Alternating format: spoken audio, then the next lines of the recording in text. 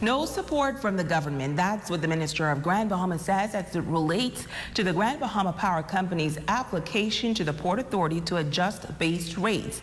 Tonight, the minister making it clear that this strong stance is in support of business owners and potential investors.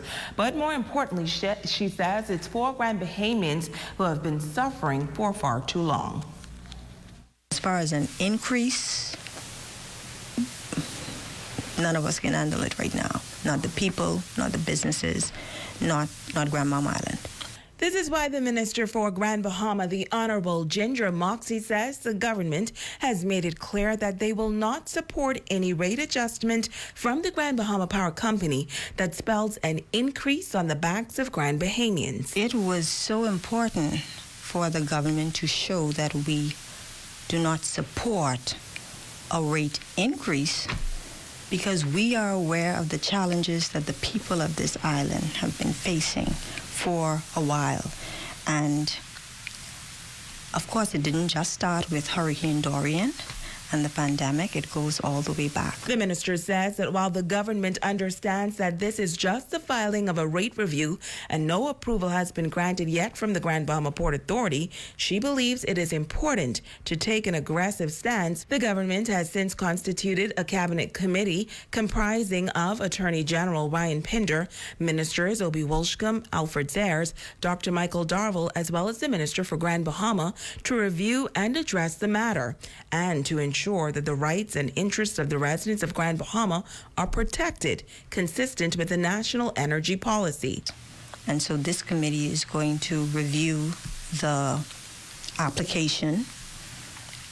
We're going to also meet with the regulators, which is the Grand Bahama Port Authority, to really sit down and discuss this. Because again, as we indicated, we are not in support of any type of increase to any portion of the customer base. For residential customers, some segments would see a drop in rates, while others would see no change from today's rates, and others would see proposed increases of various amounts depending on usage. So there would be a decrease for 40% of the customers, but that's perhaps the ones that use about $100 power a month, and so many of us are outside of that category. The minister says the challenges on this island are too great, particularly at this time. Right now, in the midst of everything that's going on, not to mention the fact that there's already been, I would say, an increase as well based on the recovery of after Dorian. And so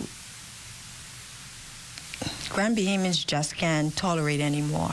They can't handle anymore. And so when we're talking about rate increases, there has to be not just compassionate governance, but compassion from the corporate community. But she says another group of persons will also be affected, those in business as well as new investors. But what it does include is the small businesses that have been trying to hold on, trying to keep people employed, trying to keep their doors open, and it's been a struggle. When you're looking to have new investors, one of the of course questions is always the energy cost, and we are not seen to be in the best standing when it comes to the cost of power. And tonight, more opposition to the power company's application for a rate adjustment. The coalition has been leading a charge against the cost of electricity on this island for several years. Tonight, members say this application for a rate increase is most disturbing. Jamila Mizik reports. For years, the Coalition of Concerned Citizens has been advocating for electricity costs to be lowered on the island. Back in 2015, the CCC opposed a rate application by the Grand Bahama Power Company, and despite the overwhelming opposition from residents, the rate application was approved. However, Eddie Victor says they will continue to fight for the rights of Grand Bahama residents. As we did in 2015, The CCC will mount an intense opposition to the Emera Grand Bahama Power Company present rate application. For far too long, our people have had to suffer to the predatory, profit-driven operation of this power company. What Grand Bahama needs is economic revival, not economic oppression. The CCC commends Prime Minister Philip Davis, Minister Ginger Moxie, and along with the government of the Bahamas for clearly stating that the government will not support any increase of electricity rates anywhere on Grand Bahama Island. Rudolph Stubbs says he has recently seen an increase in his electricity bill and says a further rate increase is an unnecessary added burden. When I look at a notification from the Grand Bahama Power Company saying that my bill was $212, and I went there on Tuesday and I had a hike of an additional $5, and I paid $217.30. And I questioned it. I wondered why. And they tell me, sir, that's your bill.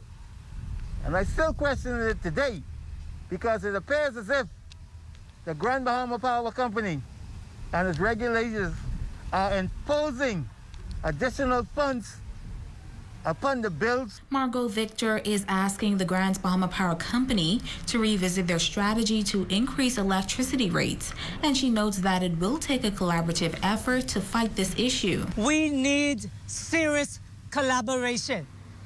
We need the Reef Committee to be in collaboration with the government, the now government of the Bahamas, to be in collaboration with the power company to bring down electricity so that there is economic growth on this island.